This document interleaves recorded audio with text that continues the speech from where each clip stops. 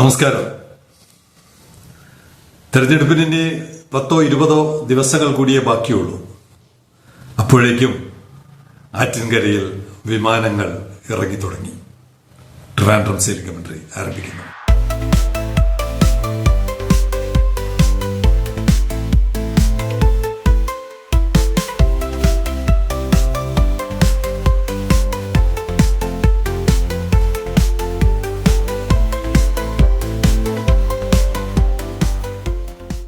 കേരളത്തിൽ അല്ലെങ്കിൽ ഇന്ത്യയിൽ തന്നെ സെയിലിംഗ് കമന്ററിയും സെയിലിംഗ് കമന്ററിയുടെ പ്രേക്ഷകരുമല്ലാതെ ഇന്ന് വരെ വേറൊരാൾ ഗ്രീൻ മെത്തനോൾ എന്നൊരു വാക്ക് ഉരിയാടിയിട്ടില്ല. ഞങ്ങൾക്കിങ്ങനെ അമിത ആഹ്ലാദമില്ല, അമിത വിശ്വാസവുമില്ല. കാരണം ഇത് ഇലക്ഷൻ എന്ന് പറയുന്ന ഒരു വലിയ തന്ത്രം കളിക്കേണ്ട സമയമാണ്. ആ സമയത്ത് ജനങ്ങളുടെ കണ്ണിൽ പൊടിയിടാൻ ഇതുപോലെ പല തന്ത്രങ്ങളും പ്രയോഗിക്കുമെന്ന് അറിയാത്തവരല്ല ഞങ്ങൾ. കാരണം ഈ മെട്രോ എന്ന് പറയുന്ന ഒരു വലിയ വാഗ്ദാനം ഇങ്ങനെ കഴിഞ്ഞ 10-20 വർഷമായിട്ട് കിടപ്പുണ്ട്. ഇതുവരെ നടപ്പാക്കാൻ കഴിയാത്തവർ. ഏറ്റവും വലിയ പ്രത്യേകത എന്ന് പറയുന്നത് 2 ടേം കേരളത്തിൽ അപൂർവമാണ്. ഒരു മുഖ്യമന്ത്രി പദത്തിൽ കണ്ടിന്യൂസ് ആയിട്ട് 2 ടേം കിട്ടുന്നത് വളരെ അപൂർവമാണ്. അങ്ങനെ കിട്ടിയ ഒരു മുഖ്യമന്ത്രി ഇക്കാര്യത്തിൽ തികഞ്ഞ പരാജയമാണ് എന്നുള്ളിടത്ത് ഞങ്ങൾക്ക് ഈ പറയുന്ന ഒരു ജീവോ ഇറങ്ങിയതുകൊണ്ട് ഞങ്ങൾക്ക് വലിയ വിശ്വാസമൊന്നുമില്ല. എന്നാൽ പോലും ഒരു ജീവോ എങ്കിലും ഇറങ്ങിയല്ലോ എന്നുള്ളൊരു ആശ്വാസമാണ് സെയിലിംഗ് കമന്ററിക്കുള്ളത്. Allocation of minimum 50-60 acres of land near Vizhinjam Port for the purpose of bunkering of green methanol and green ammonia will be identified in consultation with the Revenue Department for the installation of green hydrogen hubs.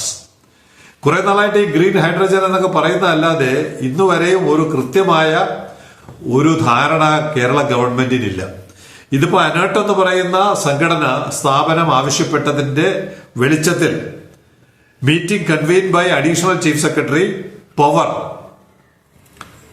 Kerala പിറവിയുടെ അന്നാണ് 1/11/2025. ദിവസമൊക്കെ വളരെ അടിപൊളിയാണ്.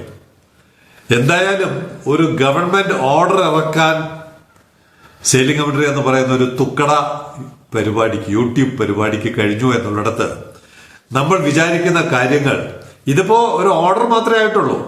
ഇതിന്റെ പ്രവർത്തനങ്ങളുടെ ഒരു രൂപരേഖയുമായിട്ടില്ല. 50-60 acre.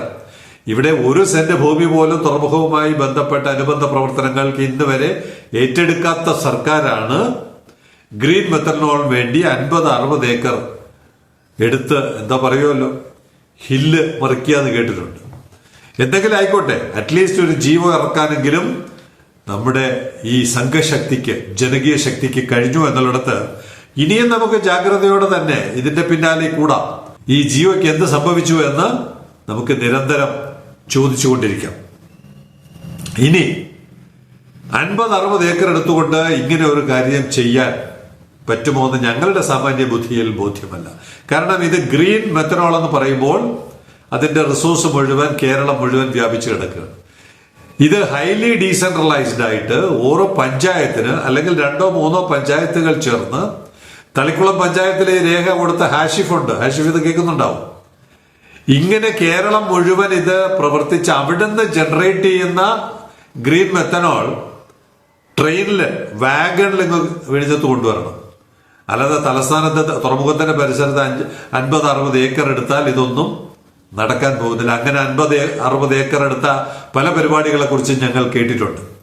ഇത് ഇവിടുത്തെ ഏറ്റവും സാധാരണക്കാരായ മനുഷ്യർക്ക് ദിവസേന വരുമാനം ഉണ്ടാക്കാൻ കഴിയുന്ന, ദിവസേന തൊഴിലുറപ്പ് നൽകാൻ കഴിയുന്ന ഒരു പ്രവർത്തനം എന്നുള്ള നിലയ്ക്ക് ഇത് കേരളം മുഴുവനാണ് തുടങ്ങേണ്ടത്.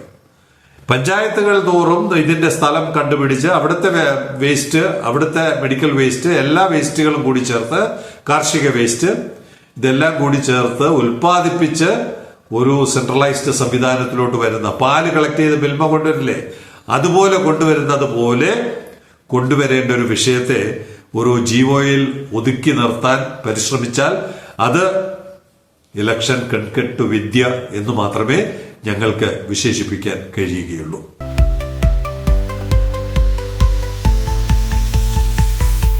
ഗ്രീൻ മെത്തനോൾ പോലെ തന്നെ അദാനി ഗ്രൂപ്പ് എന്താണ് ഇപ്പോൾ BPCLുമായിട്ട് ചേർന്ന് LNG സപ്ലൈ ചെയ്യാൻ തീരുമാനിക്കുന്നു. ബങ്കറിംഗ്, LNG ബങ്കറിംഗ് നടത്തണമെങ്കിൽ ഏറ്റവും കുറഞ്ഞത് ഖത്തറിനെങ്കിലും ഇവിടെ വരണം.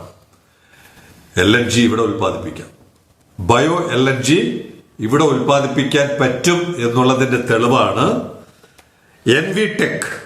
NVTech biogas and TT line sign bio LNG supply agreement. ജർമ്മനിയിലാണ്, ഇവിടെ ഒന്നുമല്ല. ജർമ്മനിയിൽ ബയോ LNG കപ്പലുകൾക്ക് കൊടുക്കാൻ TT ലൈൻ എന്ന് പറയുന്നത് കപ്പൽ കമ്പനിയാണ്. കപ്പൽ കമ്പനിക്ക് NVTech ബയോഗ്യാസ് എന്ന് പറയുന്ന സ്ഥാപനം ബയോ LNG നൽകുന്നതിന്റെ കരാർ ഒപ്പിട്ടു. എങ്ങനെയാണ് ബയോ LNG ഉൽപ്പാദിപ്പിക്കുന്നത്? നമുക്ക് ഉൽപ്പാദിപ്പിക്കാൻ പറ്റുമെന്ന് അറിയണ്ടേ? NVTech biogas produces it's bio LNG from organic biomass waste such as slurry, dried poultry manure.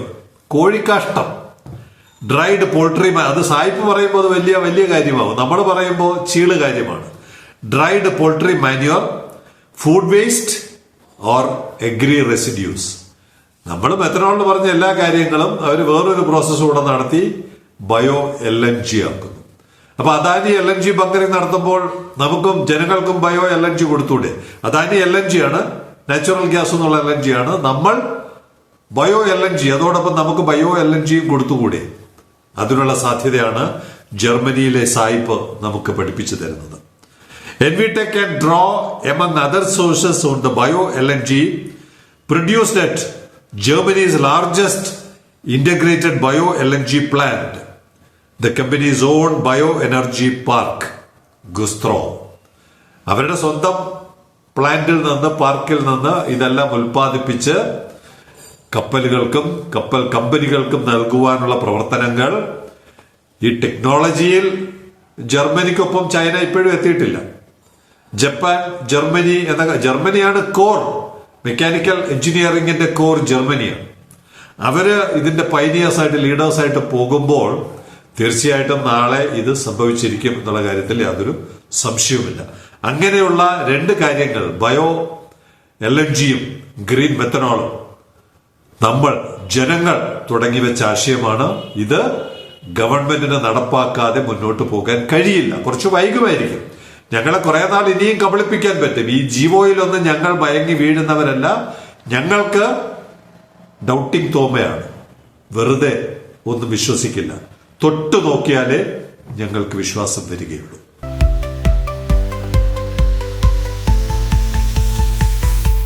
ഈ കപ്പലും ഫ്യൂവലും ബയോ LNGയും മെത്തനോളും ഒക്കെ പറയുന്ന കൂട്ടത്തിൽ നമുക്ക് നമ്മുടെ ഒരു കോർ ട്രിവാൻഡ്രം